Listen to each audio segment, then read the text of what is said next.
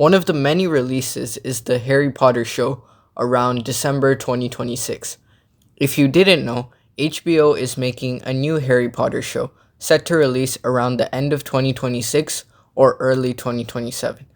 A large number of people see the show as unnecessary and want to see the franchise untouched. A huge reason is franchise fatigue, but I disagree.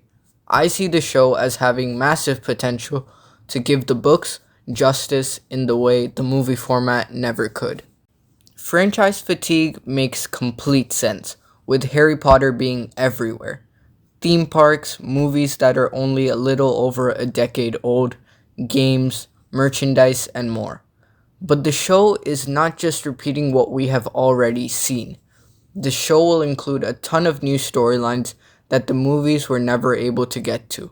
The difference between unnecessary reboots and meaningful ones is whether the new format reveals something the old one structurally couldn't.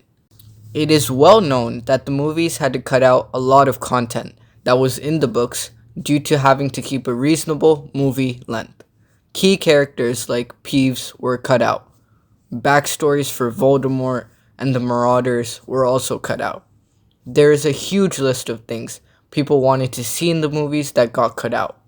The show, on the other hand, will have each episode be around an hour long, and the episode amount per season is speculated to be around 6 to 8 episodes. So, considering within the hour length of an episode, about 7 minutes will be for credits, intro sequence, and recap, it is reasonable to say each episode will have 53 minutes of content. So, per season, 5.5 hours to 7 hours spent on each book. Just imagine 7 hours worth of TV content per book. That's triple what we had in the movies. Most people who only watch the movies probably don't feel anything is missing, but once they watch the show or read the books, then they'll see just how much was cut out. It's not just that characters and storylines were missing from the movies. A ton of characters also lacked personality and development. A major example is Ginny. In the movies, she was reduced to being Harry's girlfriend. Many lines that Ron said in the book were given to Hermione for some reason. Ron felt like a side character near the end of the movie series. Half-Blood Prince was like a detective novel in the books where they tried to figure out who the Half-Blood Prince was, but in the movie it was more of a teen romantic drama. The reveal that Snape was the Half-Blood Prince seemed so random at the end of the movie, since most of it focused on relationships and Horcruxes, without the mystery being properly developed. These are some complaints from the movies. That said, the movies did great, and the fact that the movies were able to adapt the books well while still staying at a reasonable length is very impressive, but we shouldn't act like they were the perfect adaptation and there is much room for improvement.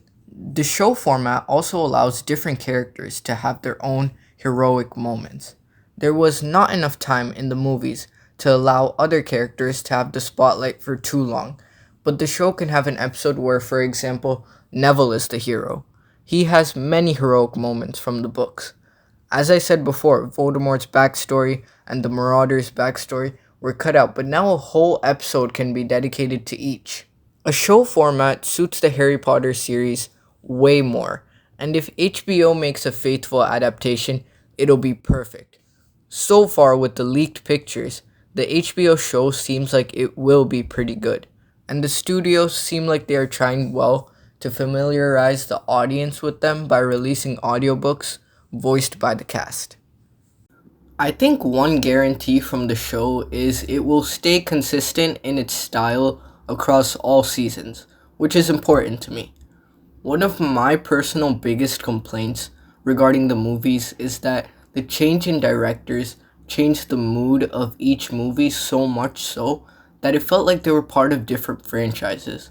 For example, if anyone watched The Sorcerer's Stone and then watched Half-Blood Prince, they would have so many questions about the movies looking so different.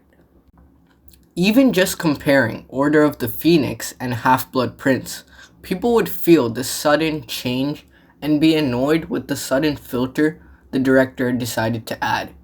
Half-Blood Prince has a weird yellow tint, apparently to symbolize a shift to a darker tone. It wasn't effective at that and just made Hogwarts lose its magic. It's a completely different style that should not be happening within one continuous movie series. If you didn't know, this was because of the change in directors. Chris Columbus directed the first two, Alfonso Cuarón for the third, Mark Newell for the fourth, and David Yates for the rest. This led to a massive difference in the feel of the movies between the first one and movies beyond Order of the Phoenix.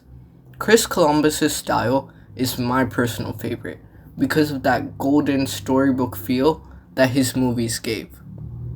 I don't expect a sudden change between styles at all with the show. I think they will be able to do a proper gradual change into more mature themes while still keeping the same style between seasons. They also have a massive budget of $100 million per episode. The most expensive movie in the movie series is Half-Blood Prince with a $250 million budget. Adjusted for inflation, that would be around $377 million now. So 4 Harry Potter episodes in the new show will be the same as a whole movie. This is a massive budget to work on. One thing I want to praise the Harry Potter movies for is how timely they released the movies. All 8 movies were released in 11 years. Imagine that now, where every sequel comes out several years after the original. Just now, in comparison, the 3 movies released in Fantastic Beasts so far have been released in a span of 6 years. I hope they continue releasing everything in a timely manner here with the show. Otherwise, the main trio will be 24 years old, while the characters they play are 17.